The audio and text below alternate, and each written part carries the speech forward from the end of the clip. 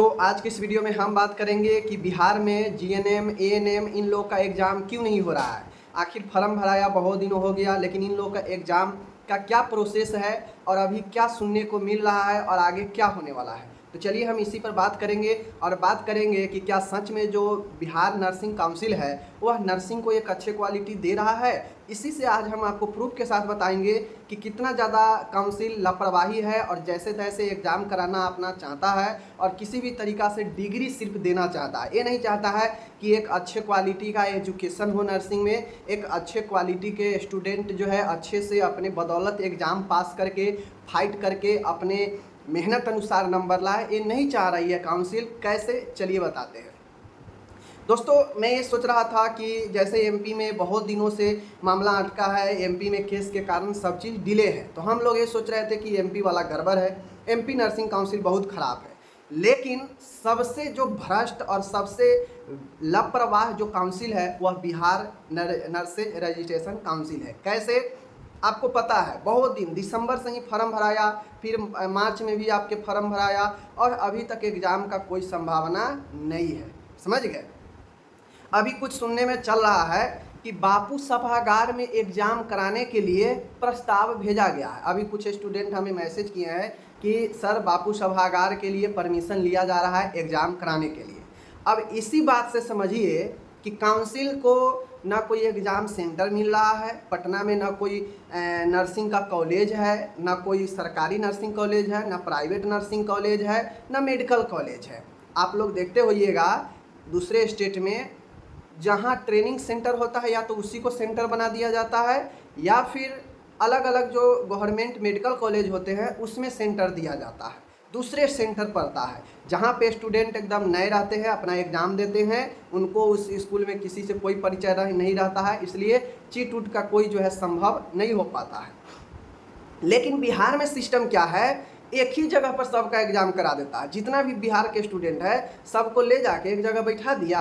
अब मान गए एक हॉल में आप 10,000 15,000 स्टूडेंट के बैठा के आप एग्ज़ाम लीजिएगा एक ही सेंटर पर, तो कभी भी वह कदाचार मुक्त जो है एग्ज़ाम नहीं होने वाला है। कभी भी वह गड़बड़ ही एग्ज़ाम होगा और जैसे तैसे स्टूडेंट जो है अपना नोट्स से हो, गाइड से हो, जैसे तैसे लिख कर आएगा और सबका एवरेज मार्किंग 90% 92% काउंसिल। अगर मैं हकीकत बताता हूँ, अगर जांच हो जिस स्टूडेंट को 95% मिला है, 10 स्टूडेंट में से 8 स्टूडेंट ऐसे निकलेंगे जिनको रियलिटी में 90% के लायक वो नहीं है, वो 62% 68% के लायक है, लेकिन उनको नंबर कितना है 90%, 88%, 85%। ये हकीकत है। समझ गए क्यों? क्योंकि ऐसे ही एक सिस्टम है। बापू सभागार में एग्ज़ाम लीजिएगा। अब बताइए, बापू सभागार में लोग मीटिंग के लिए जो है वहाँ पे बुक करता है हॉल, कॉन्फ्रेंस के लिए, बड़े बड़े सेमिनार के लिए लोग जो है मीटिंग के लिए वो जो है बुक किया जाता है, लेकिन वहाँ पे एग्ज़ाम कंडक्ट कराने के लिए प्रस्ताव भेजा गया है। बातें को समझ रहे हैं?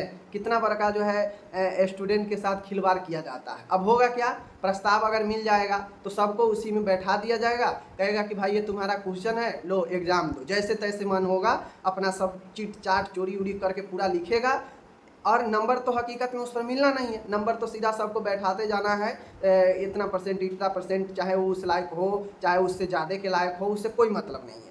तो हम समझते हैं सबसे बड़ा जो घटिया काउंसिल है वह बीएनआरसी है, बिहार नर्सिंग काउंसिल है, क्योंकि इसको कोई मतलब नहीं है स्टूडेंट के पास क्या नॉलेज है, कैसे पढ़ा है, नहीं पढ़ा है, क्वालिटी का एग्ज़ाम हो नहीं हो, इससे इसको कोई मतलब नहीं है। अगर क्वालिटी के एग्ज़ाम कराना चाहता तो नर्सिंग कॉलेज बहुत सारे हैं, प्राइवेट को अपने अंडर में लेता, कहता भाई हम इस पर सेंटर रखेंगे, सीसीटीवी कैमरा लगाओ और सबको जो है मॉनिटरिंग किया जाएगा। अलग अलग स्टेट अलग अलग जो है आपके सेंटर बनाता, बिहार में नर्सिंग कॉलेज चुनता, जो अच्छे अच्छे नर्सिंग कॉलेज है गवर्नमेंट या फिर जो है प्राइवेट, उसमें सेंटर देता। एक सेंटर पर 100 150 200 स्टूडेंट को जो है एग्ज़ाम के लिए अलाउ करता और जाके एग्ज़ाम कराता। तब लगता कि हाँ स्टूडेंट नए सेंटर पर जाता, वहाँ उसके गाइडेंस के लिए टीचर होते, प्रॉपर सब चीज़ होता, तब एग्ज़ाम देता तो लगता कि हाँ बराबर एग्ज़ाम हो रहा है और एक लगता कि वास्तव में मैं एग्ज़ाम दे रहा हूँ।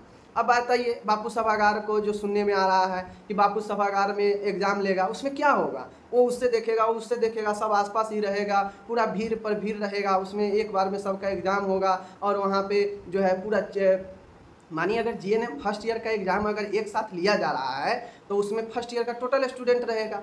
अब समझिए टोटल स्टूडेंट रहेगा तो अगर 5000 भी स्टूडेंट है, 5000 उसमें अगर बैठेगा तो समझ लीजिए कि क्या हाल होगा एग्ज़ाम का, क्या क्वालिटी रहेगा, क्या कितना ज़्यादा जो है अच्छे से होगा। ये सब एक फॉर्मेलिटी है, बीएनआरसी एक फॉर्मेलिटी अपना निभा रहा है कि किसी तरीक़ा से एग्ज़ाम करा लेना है और रिजल्ट तो हमारे हाथ में है कि कितना देना है नहीं देना है। बहुत घटिया बीएनआरसी, बहुत घटिया है रिजल्ट के मामले में, ऐसे ही आपको अटकाएगा। दूसरी चीज़ें, स्टूडेंट 7 लाख 8 लाख 6 लाख दे के नर्सिंग कोर्स जीएनएम कर रहा है, लेकिन उसको पता नहीं है कि कॉलेज कितना फ़ी वसूल रही है स्टूडेंट से, उसको बिल्कुल पता नहीं है। उसको पास पूरा पता है लेकिन वो इस पर एक्शन नहीं लेता है, वो खुद इसमें संलिप्त है। खुद जो है जो इस प्रकार से सिस्टम में नहीं हो वह क्या सिस्टम में कॉलेज को लाएगा? समझ सकते हैं बातें को। जीएनएम एक स्टेट में 2 लाख में हो रहा है, एक स्टेट में 1.5 लाख में हो रहा है और बिहार में भाई 6 लाख हो रहा है, 5 लाख हो रहा है। क्यों ऐसा हो रहा है? ना ऊपर से आप अच्छे से क्वालिटी दे रहे हैं, ना एग्ज़ाम करा रहे हैं, ना कुछ करा रहे हैं। अगर स्टूडेंट बिहार का अगर प्रैक्टिकल करके किसी कॉलेज हॉस्पिटल में ना सीखे, 3-4 महीना उनको काम ना आए तो थ्योरी उनका जीरो रहता है। कोई स्टूडेंट है जो अच्छे से अपना कर लेते हैं मेहनत करके तो उनको नॉलेज हो जाता है, तो उनको एग्ज़ाम से कोई मतलब नहीं है, जितना भी नंबर आ जाए नॉलेज रहता है। बट 90% स्टूडेंट का बिहार का यही हाल है। सब जानता है कि गाइड ले जाओ, लिख दो, नंबर तो भरपूर मिल ही जाएगा। तो ये चीज़ें हैं। आप काउंसिल के वेबसाइट पर जाइएगा, उसके नंबर पर कॉल लगाइएगा, फालतू नंबर दिया है, कभी उस पर कॉल लगेगा नहीं। हमेशा जो है इनवैलिड नंबर बताएगा, आउट ऑफ रीच नंबर बताएगा। ईमेल है, ईमेल कीजिएगा, कोई रिप्लाई नहीं देगा। तो ये सब एक दिखाता है कि फालतू का जो है रखा हुआ है दिखाने के लिए, और अंदर घपलाबाजी, महा फालतू के चीज़ें, महा बेकार सिस्टम है बीएनआरसी में। समझ रहे हैं? लोग कहता है एमपी में गड़बड़ है। एमपी में गड़बड़ होते हुए भी कोई ना कोई उपाय निकाल कर एग्ज़ाम करवाने के लिए, करने के लिए उपाय चलता है। समझ गए? वहाँ पे तो भाई गवर्नमेंट कॉलेज में एग्ज़ाम होता है। अगर बिहार के स्टूडेंट जो बिहार से करते हुए जिनको आदत है, अगर उनको एमपी में एग्ज़ाम देने के लिए बोल दिया जाए, जो गवर्नमेंट कॉलेज में प्रॉपर 10th 12th की तरह लिया जाता है, मुँह बांधेंगे ऐसे। 60% 70% नंबर आएगा। समझ गए? 65% जो 90% यहाँ लाते हैं ना, 95% यूपी में जाकर देखें, एमपी में जाकर देखें, 65% 62% नहीं आया और आधा से ज़्यादा फेल नहीं हो गए ना, फिर हमको बताइएगा। ये सब क्वालिटी है, ये स्टूडेंट का इसमें कोई गलती नहीं है। स्टूडेंट तो चाहता है भाई मेरे पास डिग्री आए, हम जॉब के लिए अप्लाई करें, ठीक है। और ऐसे ही आदत जो है इनको कंपटीशन में बाहर करेगा। अभी तक तो ठीक था, मेरिट पर होता था, नहीं पढ़ते थे, नंबर भरपूर मिल जाता था, हो जाता था। लेकिन अब पता चलेगा, अब रियलिटी पता चलेगा कि भाई नहीं पढ़ते हैं तो नंबर लेकर कुछ नहीं करिएगा, नॉलेज है ये नहीं है, कंपटीशन में जाइएगा फुस हो जाइएगा। क्योंकि आदत आपको लगा है गाइड से लिखने का, आदत लगा है चीटिंग करके लिखने का, नंबर भरपूर मिला हुआ है, बम बम है। आप एग्ज़ाम में जाइएगा, कंपटीशन में ऑनलाइन एग्ज़ाम होगा, नॉर्सेट का एग्ज़ाम दीजिएगा, नर्सिंग ऑफिसर का एग्ज़ाम दीजिएगा, बिहार स्टाफ नर्स का एग्ज़ाम दीजिएगा, सबका एग्ज़ाम होगा, मुँह बा दीजिएगा जा हमने तो कुछ पढ़ा ही नहीं है। ना तो वही होगा जैसे कंपटीशन के लिए तैयारी नॉर्मल लोग भीड़ पर भीड़ करते रहते हैं, आपको फिर बाद में भी वही करना पड़ेगा। तो ये सारा चीज़ें हैं। बाकी चलिए मिलेंगे आपसे अगले वीडियो में, अपना ख्याल रखिएगा और इस वीडियो पर कमेंट जरूर कीजिएगा आपको क्या लगा है। धन्यवाद।